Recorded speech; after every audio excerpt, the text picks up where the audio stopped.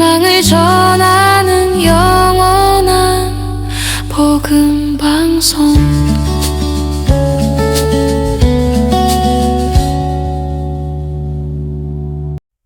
전국에 계신 성도 여러분, 오늘 영원한 복음 방송에 오신 것을 진심으로 환영합니다. 이 방송에서는 하나님의 말씀과 아름다운 찬양만 보내드리도록 하겠습니다. 오늘은 마태복음 24장을 가지고 여러분과 함께 은혜를 나누려고 합니다. 마태복음 24장의 전체 내용은 오늘날 주재림과 말세의 징조에 대해서 예수님께서 하신 말씀입니다. 예수님께서는 이와 같이 말씀하십니다. 주의 임하심과 세상 끝에 관한 모든 것을 예수님은 자세히 말씀해 주셨습니다. 제자들은 예루살렘이 하나님께 버림받아 황폐하여질 것이라는 예수님의 예언이 그리 쉽게 믿어지지 않았던 제자들은 예수님께 웅장하고 견고한 예루살렘 성전을 보라고 말했습니다. 그러나 예수님께서는 다음과 같이 말씀하셨습니다. 너희가 이 모든 것을 보지 못하느냐? 내가 진실로 너희에게 이르노니 돌 하나도 돌 위에 남지 않고 다 무너뜨리우리라. 제자들은 더욱더 이해할 수 없는 말씀에 예수님께서 감람산 위에 앉으셨을 때에 주의 임하심과 세상 끝에 있는 징조에 관한 문제를 여쭈어 왔던 것입니다. 예수님께서 가장 먼저 일러주신 그 말씀은 사람의 미혹을 받지 말라는 것이었습니다. 그 이유는 세상 끝이 오면 많은 사람이 예수님의 이름으로 와서 자신을 그리스도라 하며 미혹하기 때문이라고 예수님은 제자들에게 말씀하셨습니다. 바울은 말하기를 누가 영어로나 말로나 편지로나 무슨 말을 하더라도 미혹되지 말라고 하면서 주의 강림은 배도와 멸망의 일 후에 있다고 바울은 일러주었습니다. 예수님께서는 계속하여 제자들에게 말씀하셨습니다. 난리와 난리 소문을 듣겠으나 너희는 상과 두려워 말라. 이런 일이 있어야 하되 끝은 아직 아니니라. 민족이 민족을 나라가 나라를 대적하여 일어나겠고 처처에 기근과 지진이 있으리니 이 모든 것이 재난의 시작이라고 일러주셨습니다. 세상에는 많은 나라와 민족이 있으나 하나님의 시각으로 볼 때에는 오직 하나님과 그리고 사단에 속한 두 개의 나라와 민족만 있을 뿐인 것입니다. 신약에 기록된 예언에 의하면 하나님의 나라와 민족은 예루살렘으로, 귀신의 나라와 민족은 이방 바벨론으로 비유되어 있습니다.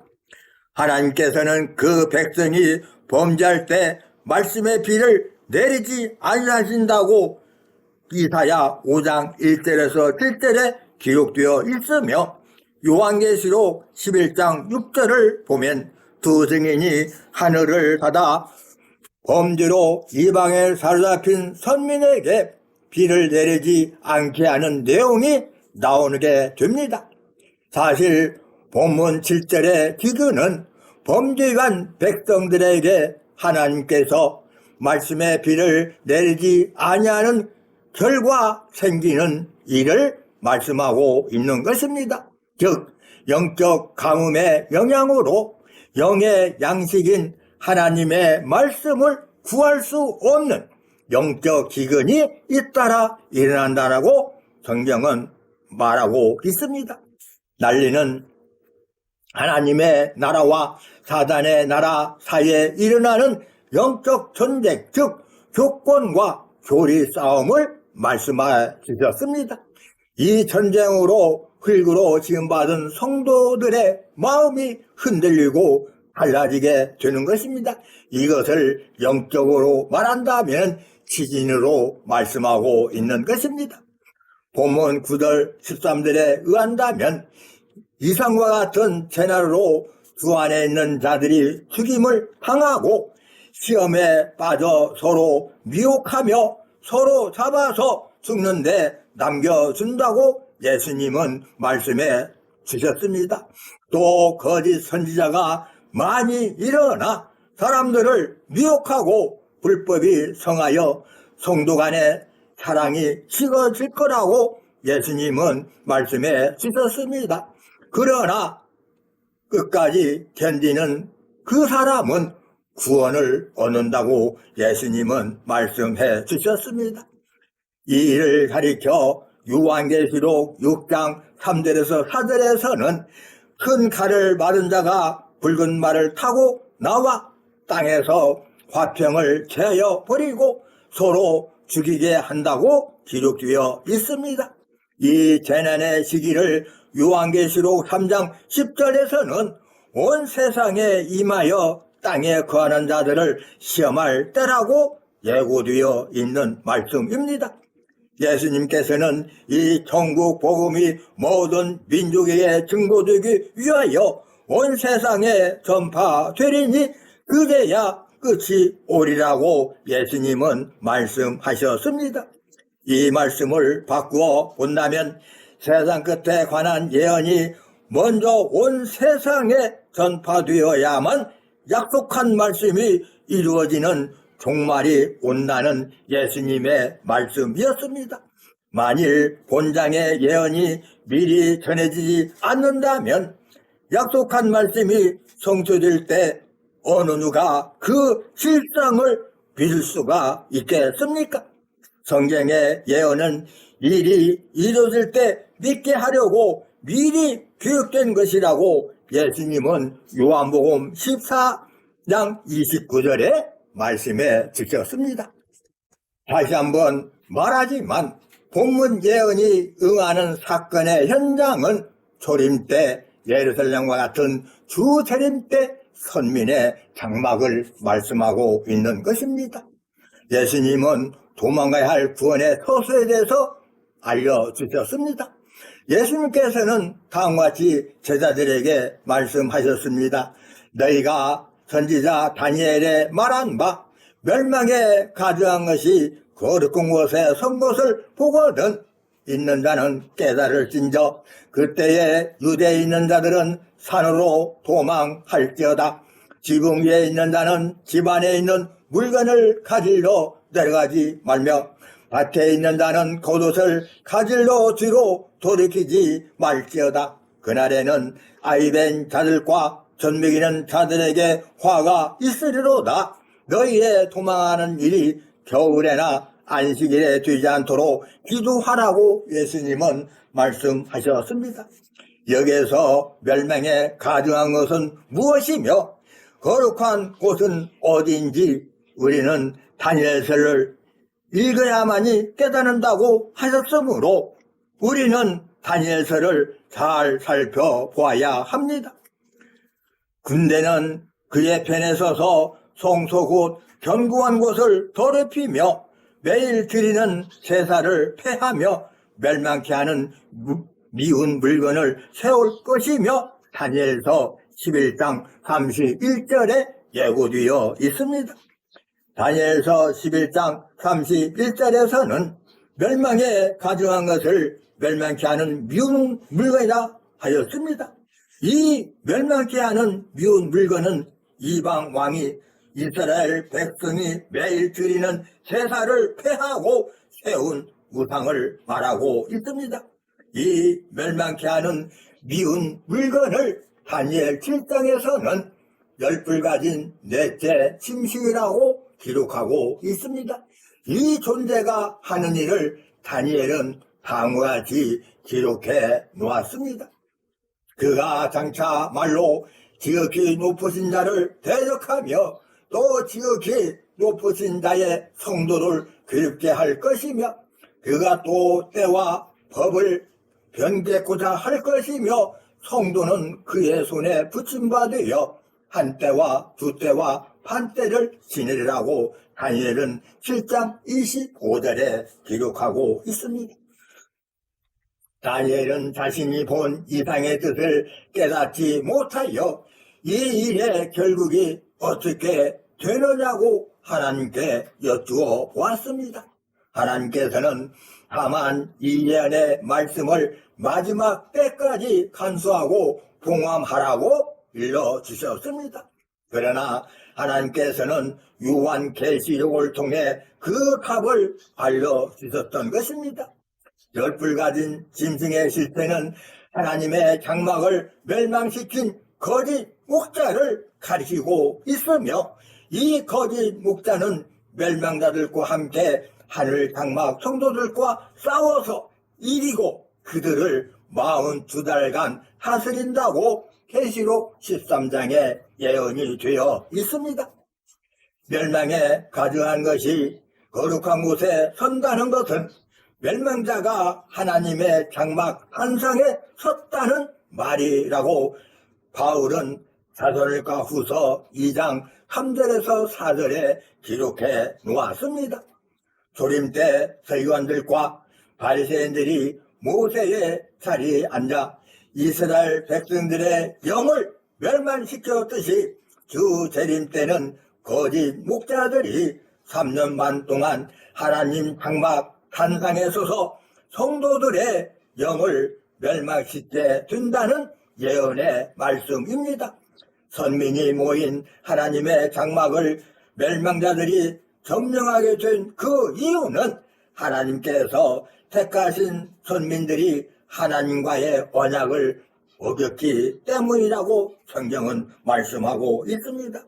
저 불법의 사람 곧 멸망의 아들이 나타나기 전에는 이르지 아니하리니 저 불법의 사람 곧 멸망의 아들이 나타나기 전에는 이르지 아니하리니 저는 대적하는 자라 범사에 일컫는 하나님이나 숭배함을 받는 자 위에 뛰어나 하존하여 하나님 성전에 앉아 자기를 보여 하나님이라 하느니라고 바울은 이렇게 말을 하고 있습니다.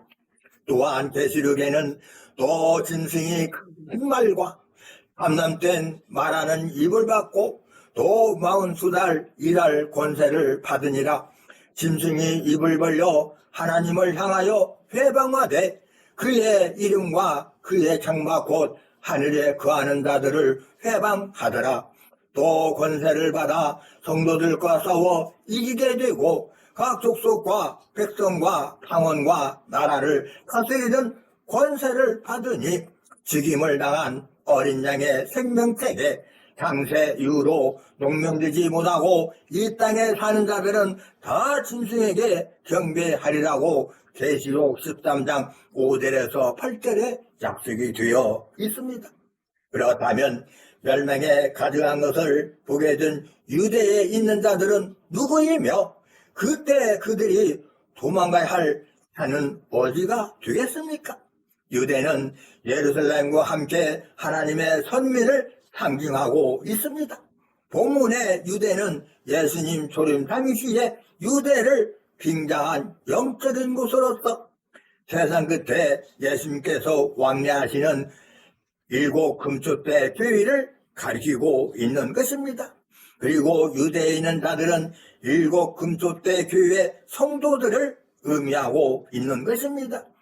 이 7 금초대 교회는 요한계시록에 기록된 말세에 멸망 사건이 일어나게 된다고 약속이 되어 있습니다. 따라서 본문의 유대는 종말에 나타날 멸망의 현장이 되는 것입니다. 유대에 있는 자들이 도망가야 할 산은 주께서 임하시는 구원의 소소이지 문자 그대로의 것이 아닌 것입니다. 사실 지온은 지명보다 인명에 가까운 개념이 됩니다. 실제 이스라엘에 기온이라는 지역이 있으나 시온은 하나님의 택한 백성을 상징하는 말로 더 많이 사용하고 있었습니다. 그러므로 주께서 시온에 오신다는 말은 그리스도가 하나님의 백성에게 임해 오신다고 하는 것이 더 정확한 말씀이 되는 것입니다. 만일 주께서 육적인 시온산에 임하신다면 모든 성도는 문자 그대로의 시온산이 있는 예루살렘으로 가야 할 것입니다. 요한계시록 14장 1절에 의하면 예수 그리스도는 하나님의 이름과 어린 양의 이름이 그 이마에 기록된 14만 4천 명과 함께 하신다고 약속이 되어 있습니다.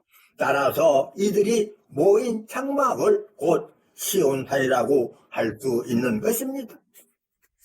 예수님께서 다시 오시는 날은 노아 때 롯 때와 같다고 약속되어 있습니다.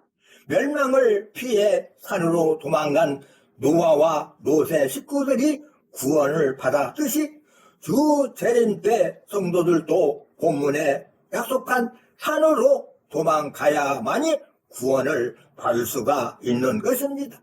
특히 본문에 유대에 있는 자들은 자신들이 속해 있는 멸망의 현장을 벗어나야만 재앙을 피할 수가 있다는 예수님의 말씀입니다. 지붕 위에 있는 자는 물건을 가지러 내려가지 말라는 말씀은 무슨 뜻이 되겠습니까? 본문의 지붕 위에 있는 자는 하나님의 집안 곧 하나님의 장막에 들어온 멸망자를 피해 나온 사람들이며 하나님께 속한 성도들을 말씀하고 있습니다. 멸망을 피한 사람은 집안에 있는 물건 즉 멸망자의 교훈이 나오는 곳에 미련을 두지 말고 피난처인 산으로 도망가야 한다고 예수님은 말씀하신 것입니다. 그럼 밭에 있는 자는 겉옷을 가질러 뒤로 돌이키지 말라는 말씀은 무슨 의미가 되겠습니까? 본문의 밭은 교회와 세상이요 밭에 있는 자는 말씀의 씨를 뿌리는 하나님의 장막 목자와 전도자리 되는 것입니다. 그리고 겉옷은 직분과 직책 또는 외식하는 행위를 가리키고 있는 것입니다. 밭에 있는 자에게 겉옷을 갈리러 가지 말라고 한 것은 직분에 연연하여 외식하는 멸망자의 교훈을 받으러 멸망의 현장으로 돌아가지 말라는 예수님의 말씀입니다.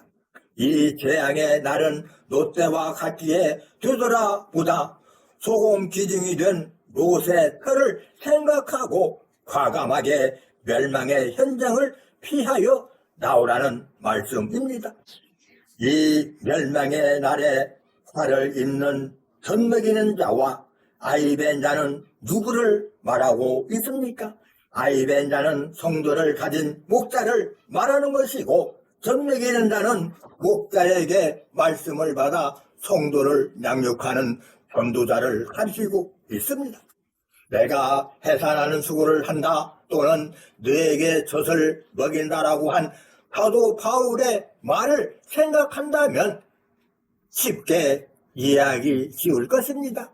본문의 아이벤 자와 젖먹이는 자는 본장에서 예루살렘 성전 또는 유대로 비유된 하나님의 장막의 목자들을 말하고 있습니다.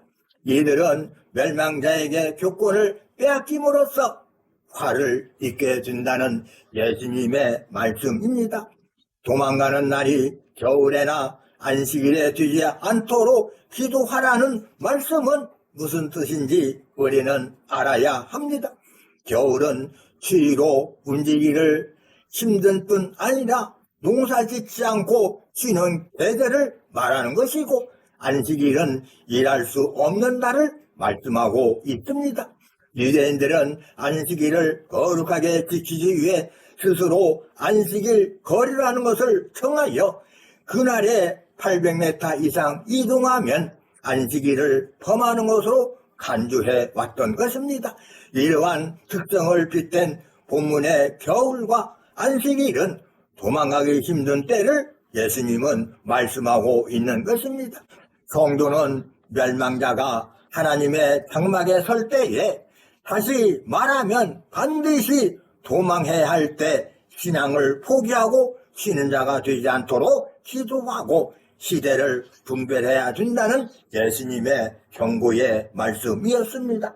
예수님께서는 이장과 같은 재앙을 가리켜 창세부터 지금까지 없었고 후에도 없을 큰 환란이라고 말씀해 주셨습니다.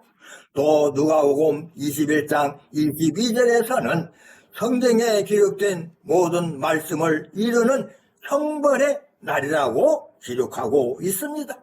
그러나 먼저 알아야 할 것은 본문 사건이 예수님 재림 때에 영적 예루살렘 장막이라는 한 장소에서 일어난다는 사실을 우리는 성경을 통해서 확실하게 알아야 합니다. 본장의 일은 육적 예루살렘 또는 전 세계에서 일어나는 것이 아니라는 사실입니다. 예수님을 믿지 않는 육적 이스라엘은 소림 때 이미 심판을 받아 선민으로서 자격을 상실했으므로 오늘 본장의 예언은 예수님을 믿는 영적 이스라엘에서 이루어진 사건이라는 것을 우리는 알아야 합니다.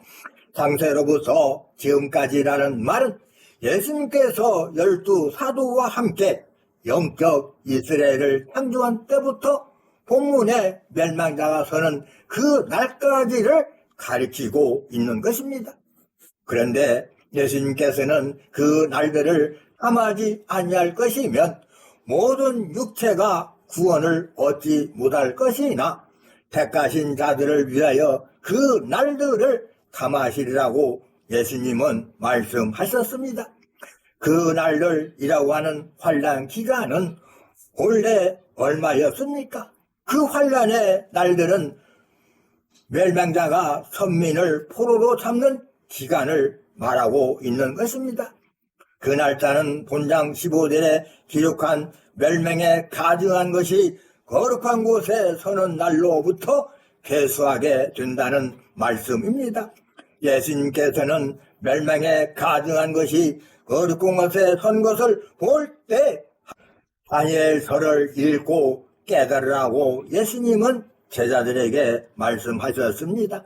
다니엘서에는 이스라엘이 바벨론에 포로되는 기간이 70년으로 나타나고 있습니다.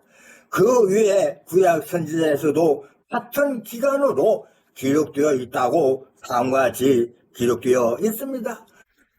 그 통치 원년에 나 다니엘이 서책으로 말미암아 여호와의 말씀이 선지자 예레미야에게 임하여 구하신 그 연수를 깨달았나니 곧 예루살렘의 황무함이 70년 만에 마치리라 하신 것이라고 다니엘서 9장 2절에 기록해 놓았으며, 이 온 땅이 황폐하여 놀람이 될 것이며 이 나라들은 70년 동안 바벨론 왕을 섬기리라고 예레미야 선지자는 25장 11절에 기록하고 있습니다.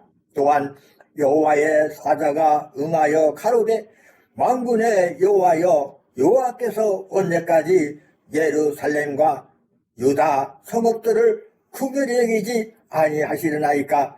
이를 노하신 지 70년이 되었나이다 하고 스가랴 1장 12절에 기록하고 있습니다. 처음에 하나님께서는 육적 이스라엘이 바벨론에 사로잡혀 있던 70년과 같은 기간 동안 주 재림 때 선민이 멸망자에게 포로가 되도록 예정하셨던 것입니다.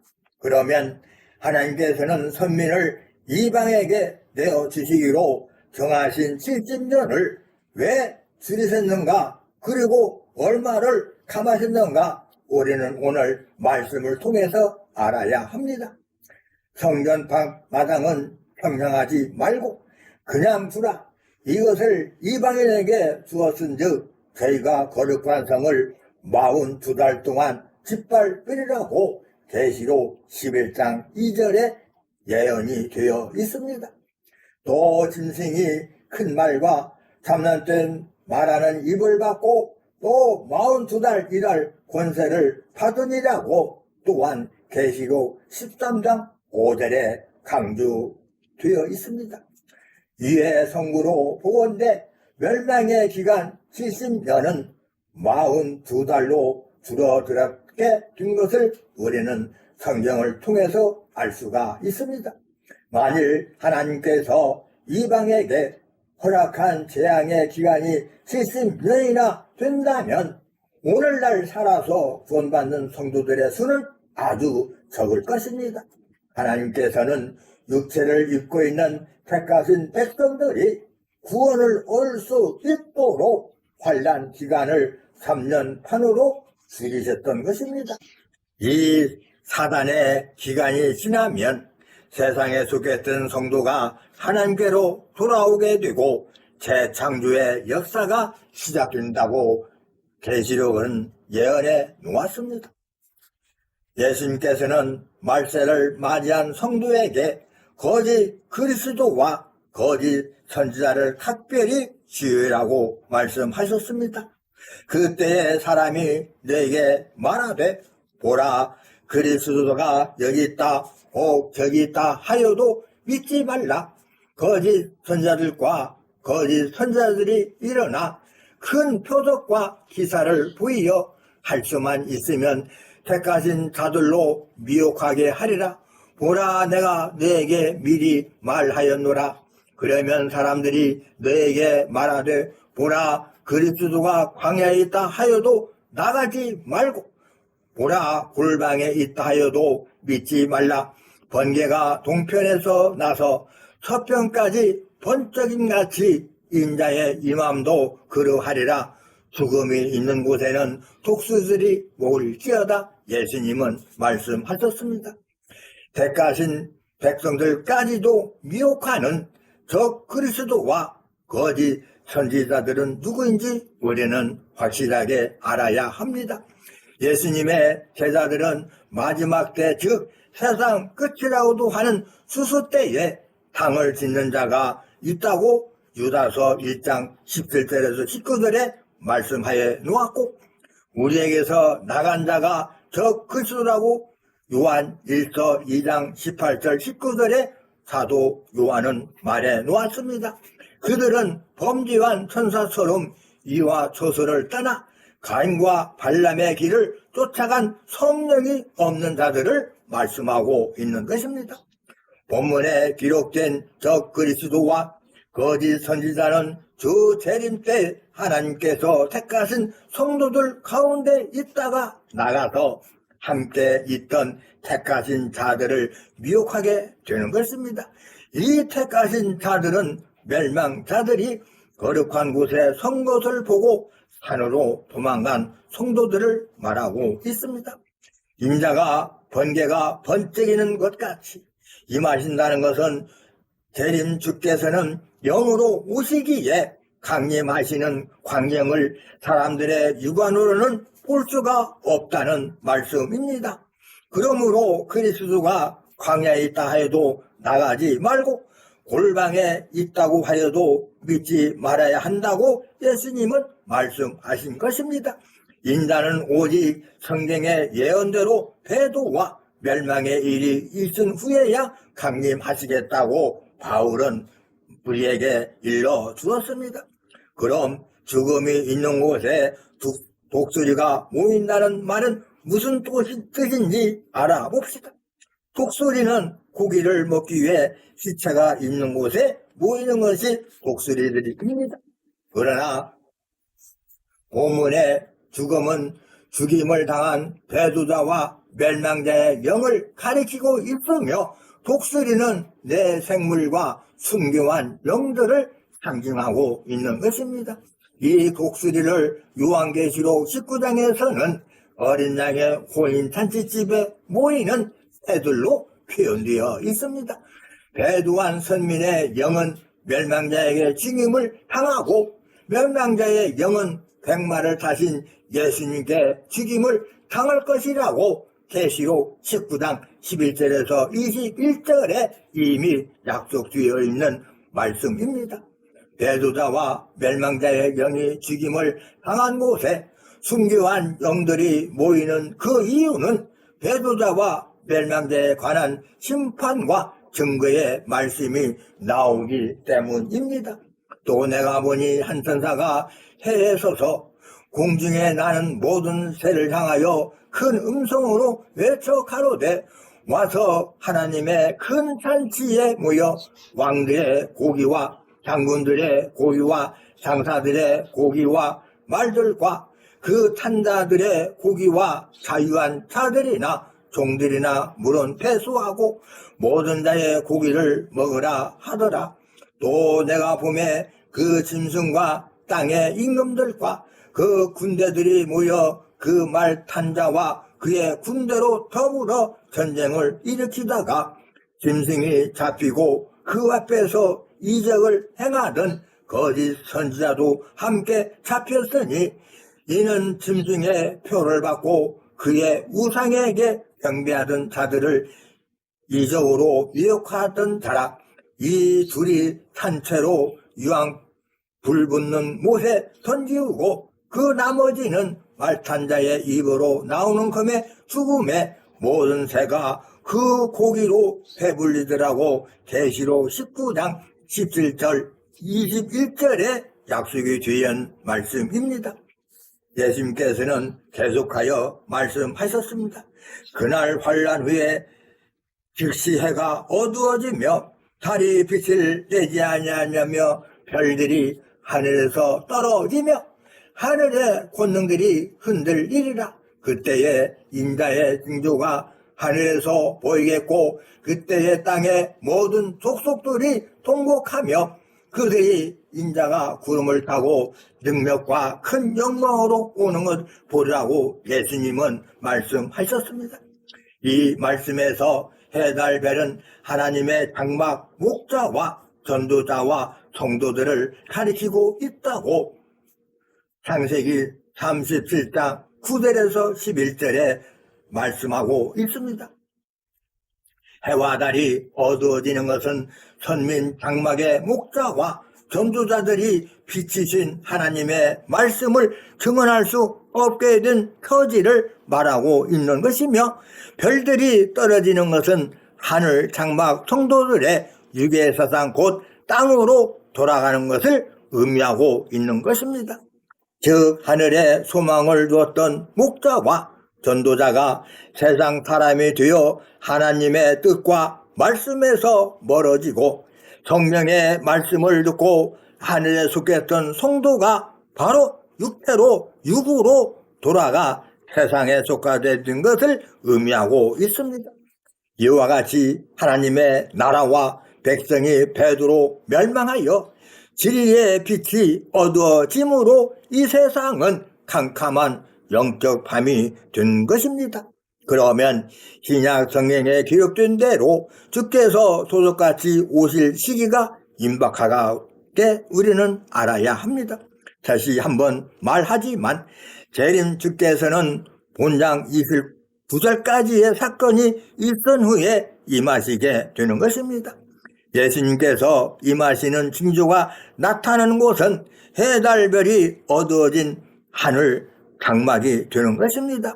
예수님께서는 영적 밤이 된 이 땅, 이곳에 오시지 다른 곳에 오시지 않는 것입니다. 이때 인자가 구름을 타고 능력과 큰 영광으로 오는 것을 땅의 모든 족속이 통곡하며 보게 된다고 약속하셨습니다. 그런데 누가복음 17장 22절에서 24절에서는 왜 본문과 상반되게 주께서 오시는 날 하루를 보고자 해도 보지 못한다고 말씀해 놓았습니까? 그리고 뒤에 임하심이 번개가 하늘 이편에서 저편까지 비치는 것과 같다고 하였습니까? 저 재림 광경을 볼 수 없는 이유는 앞에서 말했듯이 주께서 영으로 임하시기 때문인 것입니다. 영으로 강림하시는 모습은 눈으로 볼 수 없기에 번개가 순식간에 번뜩이는 것 같다고 말씀하신 것입니다. 그런데 땅에 있는 모든 족속들이 주께서 구름을 타고 영광 가운데 오시는 것을 본다고 한 이유는 다음과 같습니다. 구름을 타고 온다는 것은 예수님께서 영으로 많은 영을 거느리고 오신다는 뜻이 되는 것입니다. 죄 있는 몸으로 거룩한 하나님의 얼굴을 볼 수 있는 사람은 아무도 없는 것입니다. 그러나 초림 예수님께서는 제자들에게 너희가 하나님을 보았다고 말씀하셨습니다. 그 이유는 하나님의 영이 예수님에게 임하여 함께 하였으므로 예수님을 보는 것이 하나님을 보는 것과 같기 때문이라고 요한복음 14장 9절에 예수님은 말씀하셨습니다. 마지막 때 예수님의 역사도 그러한 것입니다. 영으로 오시는 예수님께서는 신약 성경에 약속한 목자에게 와서 함께 역사하신다고 약속하셨습니다. 그러므로 그 목자를 보는 것은 바로 곧 예수님을 보는 것과 같은 이치가 되는 것입니다. 그런데 또 하나 의문이 제기됩니다. 주의 강림하심을 기뻐해야 할 땅의 족속들이 왜 통곡하며 운다고 하였습니까? 예수님께서는 자신이 다시 올 때 무지한 사람들에게 또 버림을 받을 것이라고 예언하셨습니다. 주의 임하심을 슬퍼하며 통곡하는 땅의 모든 족속들이 배두한 하늘 장막의 선민은 물론 주의 선민을 삼킨 멸망자들과 재림주의 역사를 회방하며 핍박하거나 부정하는 모든 사람들을 말하고 있습니다. 재림주의 역사를 회방하며 핍박하거나 부정하는 그들이 슬퍼하며 통곡하는 까닭은 자신들이 재림주를 누구보다 먼저 맞이할 것이라고 생각하며 행했던 모든 일이 오히려 그 역사를 방해하거나 부인한 결과가 되었기 때문인 것입니다. 이에 주 재림 예수님께서는 천사들에게 수수의 명령을 하시게 됩니다.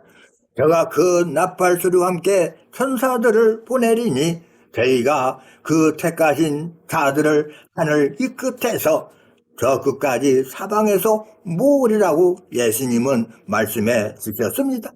주의 강림을 알리는 나팔 소리는 마태복음 24장을 비롯한 주 재림에 관한 예언이 모두 이루어짐을 증거하는 말씀이 되는 것입니다.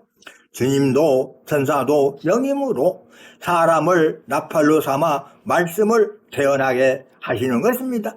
그리고 수수권 천사들은 사람을 수수하는 낯으로서 택하여 말씀의 씨를 뿌린 밭에 있는 알곡 성도들을 거둬들여 영적 새 이스라엘을 창조하게 된다고 계시록 7장에 약속이 되어 있습니다. 본장에 나오는 예루살렘 성도들 즉 주 재림 때 하나님의 장막의 선민은 배도한 아담같이 쫓겨나는 반면에 사방에서 추수된 성도들은 곧 하나님의 나라와 백성이 된다고 요한 계시록은 예수님께서 말씀해 주셨습니다. 예수님께서는 무화과 나무가 잎사귀를 내면 여름이 가까운 것을 알듯이 본장 31절까지의 사건이 나타나면 인자가 문 앞에 이른 줄 알라고 이렇게 당부해 주셨습니다. 무화과 나무의 비유를 배우라. 그 가지가 연하여지고 잎사귀를 내면 여름이 가까운 줄을 아나니 이와 같이 너희도 이 모든 일을 보거든 인자가 가까이 곧 문 앞에 이른 줄 알라. 내가 진실로 네게 말하노니 이 세대가 지나가기 전에 이 일이 다 이르라. 천지는 없어지겠으나 내 말은 없어지지 아니하리라. 그러나 그날과 그때는 아무도 모르나니 하늘의 천사들도 아들도 모르고 오직 아버지만 아시니라고 예수님은 말씀해 주셨습니다. 이 세대란 예수님으로부터 시작된 영적 이스라엘 즉 기독교 세계를 말하며 없어지는 천지는 처음 하늘과 처음 땅 곧 배도한 장막 백성을 가리키고 있는 것입니다. 변질되고 부패한 세상은 없어질지라도 예수님의 말씀은 1.1획도 없어지지 않고 다 이루어진다는 예수님의 말씀입니다. 인자가 임하시는 그 날과 그 때는 오직 하나님 아버지만 아신다 말씀하셨습니다. 예수님께서는 신랑이 오는 그 날과 그 시를 알지 못함으로 깨어 있으라고 하신가 하면 집주인이 돌아올 시간이 저녁일지 한밤중일지 자기 울 때일지 혹은 이른 아침일지 알 수 없으니 깨어 있으라는 예수님의 당부의 말씀이었습니다. 그리고 생각지 않은 날 알지 못하는 시간에 주인이 이른다고 알려주셨으며 내가 도적같이 오리니 누구든지 깨어 자기 옷을 지켜 벌거벗고 다니지 아니하며 자기의 부끄러움을 보이지 아니하는 자가 복이 있다고 하셨습니다. 더불어 바울은 주께서 임하시는 날이 잉태한 여인에게 해산 때가 이른 것 같이 호련히 이르라고 말하고 있습니다. 이상과 같이 성경에서는 주께서 강림하시는 날을 아버지 하나님 외에는 아무도 알 수 없다고 한 것입니다. 그러므로 그 때를 몇 년, 몇 월, 며칠이라고 못 박는 것은 아주 위험한 말이 되는 것입니다. 그러나 성경에 기록된 주 재림의 징조가 나타나는 것을 보면 그 때를 짐작할 수는 있는 것입니다. 본장에서는 주께서 임하시기 전에 나타나는 여러 징조를 알려주셨습니다. 즉 땅끝까지 천국 복음이 전파되고 처처에 지중과 지진이 있으며 불법이 성행하여 사랑이 식어지고 거짓 선지자와 그리스도가 많이 나타나며 멸망에 가증한 것이 거룩한 곳에 서고 하늘의 해달별이 어두워지고 떨어진다고 말씀하셨습니다. 이 모든 일을 가리켜 바울은 배도와 멸망의 일이라고 하였으며 그 후에 주께서 강림하신다고 바울은 말하고 있습니다. 주 재림에 관한 성경의 예언을 깨닫는 사람은 그 징후가 나타나는 것을 볼 수 있을 것이며 따라서 주님 맞이할 준비를 할 수 있었을 것입니다. 그는 슬기로운 다섯 처녀처럼 등과 기름을 예비할 것이며 깨어 옷을 입고 벌거벗고 다니지 아니할 것이라는 것을 우리는 성경을 통해서 알 수가 있는 것입니다. 그러나 배도와 멸망의 사건이 무엇인지 그리고 등과 기름이 무엇인지 깨어 옷을 입고 있어야 한다는 말이 무슨 뜻인지 알지 못하는 그 사람은 주님을 맞이할 수가 없게 되는 것입니다. 깨어있는 사람은 약속한 말씀을 깨달아 지키는 자를 말하고 있으며 본장의 해달별이 어두워지고 떨어지는 이때에 산으로 도망간 사람과 빛으로 다시 오신 예수님께 수술된 성도들은 밤이 아닌 낮에 속한 빛의 아들들을 말하고 있습니다. 그러므로 이들에게는 주께서 강림하시는 그 날이 도적같이 이룰 수가 없게 되는 것입니다. 예수님께서는 주 재림 때 있을 일을 노아 때 있었던 홍수 사건에 비유하셨습니다. 노아 때와 같이 인자의 임함도 그러하리라. 홍수 전에 노아가 방주에 들어가던 그 날까지 사람들이 먹고 마시고 장가들고 시집가고 있으면서 홍수가 나서 죄를 다 멸하기까지 깨닫지 못하였으니 인자의 임함도 이와 같으라고 예수님은 제자들에게 말씀하셨습니다. 노아는 하나님께서 부패한 아담의 후손을 물로 심판하신다고 외치면서 배를 만들었던 것입니다. 그러나 그들은 노아의 말을 믿지 않고 여전히 먹고 마시며 장가들고 시집가기에 바빴던 것입니다. 결국 그들은 홍수가 나서 다 멸망할 때까지 자신들의 모습을 깨닫지 못한 채 모두 다 죽고 말았습니다.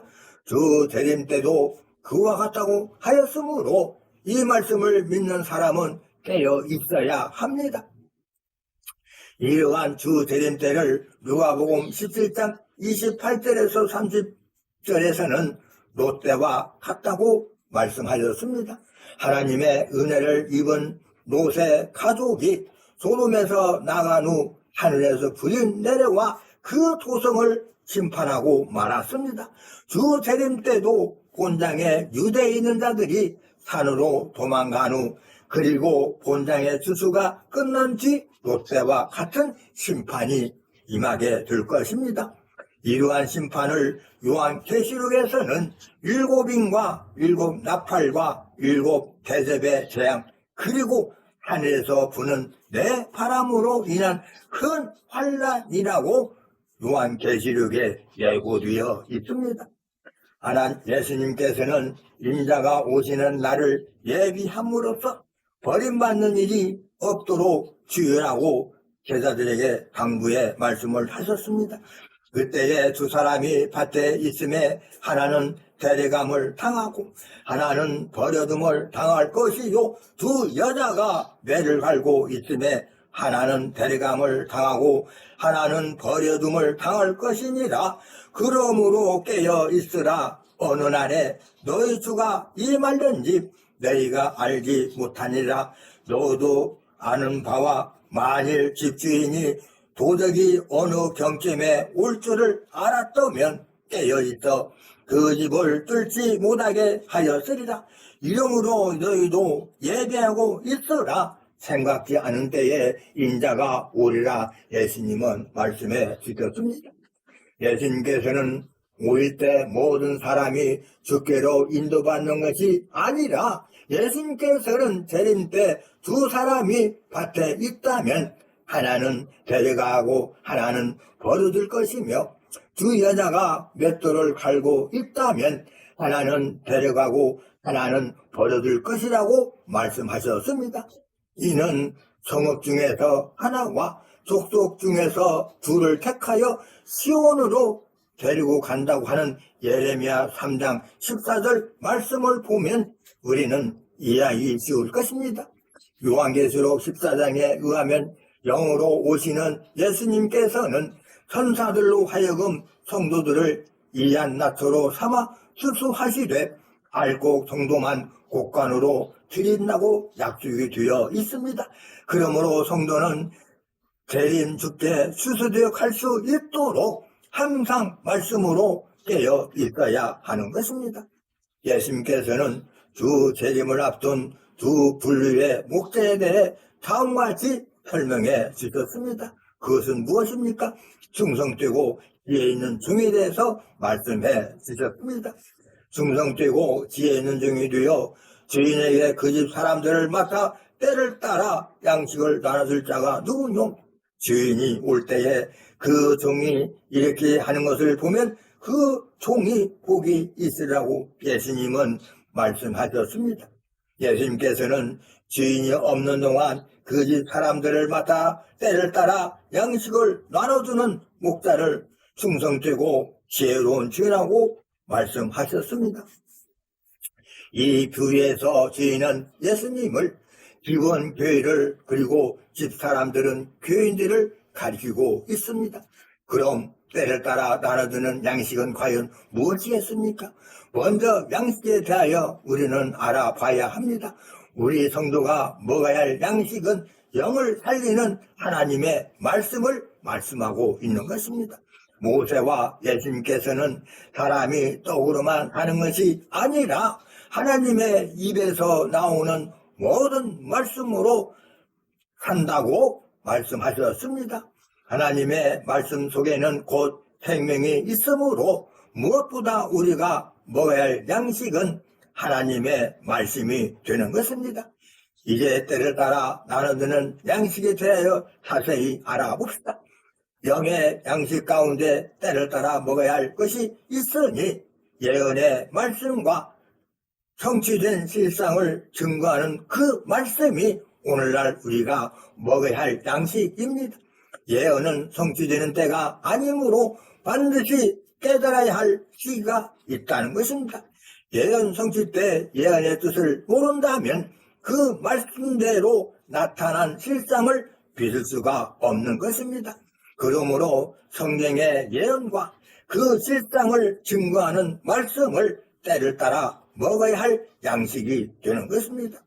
오늘날 우리 시대에 마태복음 24장의 말씀이 응한다면 우리에게 필요한 양식은 본장의 예언과 그 실상을 증거하는 복음이 되는 것입니다. 특히 성경의 예언이 응하는 당대 사람들은 해당하는 예언의 말씀을 깨닫지 않으면 절대 안 됩니다. 왜냐하면 예언의 내용을 모르면 그 실상을 알 수가 없고 실상을 알지 못하면 화를 입게 되기 때문인 것입니다. 실상을 입증하는 것은 그 짝이 되는 예언의 말씀이 됩니다. 그러므로 성도는 때를 따른 양식을 먹기 위해서 때를 따라 양식을 나눠주는 종을 우리는 반드시 찾아 만나야 합니다. 예수님께서는 때를 따라 양식을 나눠주는 종, 곧 약속한 목자에게 모든 소유를 맡기겠다고 47절에 기록하고 있습니다. 요한계시록에 의하면 그는 사도 요한과 같은 입장으로 와서 백성과 나라와 황혼과 임금에게 다시 예언하며 가르치는 한 목자라고 계시록 10장 11절에 약속이 되어 있습니다. 예수님은 악한 종에 대해서 또 말씀하셨습니다. 만일 그 악한 종이 마음에 생각하기를 주인이 더디 우리를 하여 동무들을 때리며 술 친구들로 더불어 먹고 마시게 되면 생각지 않는 날 알지 못하는 시간에 그 종의 주인이 이르되 어미 때리고 일식하는 자의 받을 눈에 처하리니 거기서 슬피 울며 이를 갈미 있으라고 예수님은 말씀하셨습니다. 악한 종은 주인이 더디 올 것이라고 생각하며 자신의 신분과 의무를 망각한 채 황정한 생활을 하는 자를 말하고 있습니다. 그에게는 주인이 돌아오는 날이 갑작스럽고 당황스러울 것입니다. 주인은 이 불충한 종을 때린 후에 외식하는 자가 받는 처벌에 처한다고 말씀하셨습니다. 본장이 성취될 때에는 멸망자들과 배도한 목자 그리고 때를 따라 양식을 나누어주는 약속한 목자가 오늘날 출현하게 된다는 것을 예수님은 미리 말씀해 주신 것입니다. 그 중에서도 본문의 악한 종은 배도한 목자를 가리키고 있습니다. 그들은 하나님과의 언약을 어기고 멸망자들과 손을 잡고 함께 영적인 독주를 마시게 된다는 사실입니다. 그 독주는 영을 혼미하게 하여 죽이는 거짓 교리를 말하고 있습니다. 일찍이 이사야 선지자는 악한 목자들의 행위를 다음과 같이 지적하였습니다. 아침에 일찍이 일어나 독주를 따라가며 밤이 깊도록 머물러 포도주에 취하는 그들은 화 있을진저 그들이 연휴에는 수금과 피파와 소고와 저와 포도주를 갖추었어도 여호와의 행하심을 관심치 아니하며 그의 손으로 하신 일을 생각지 아니하노도다.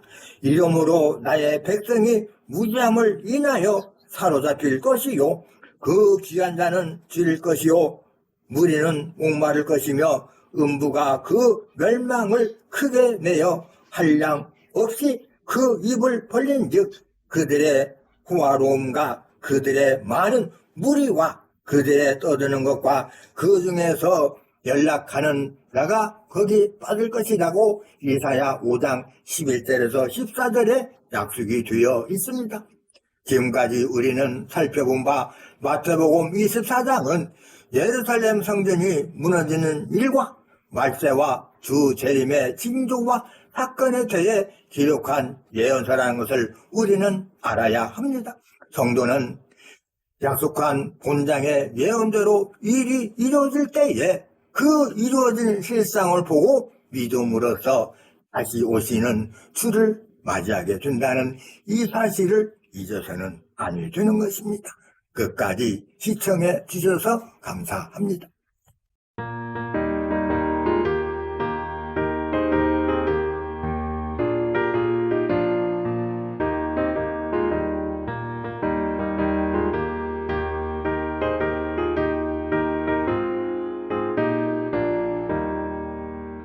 행운 나팔 소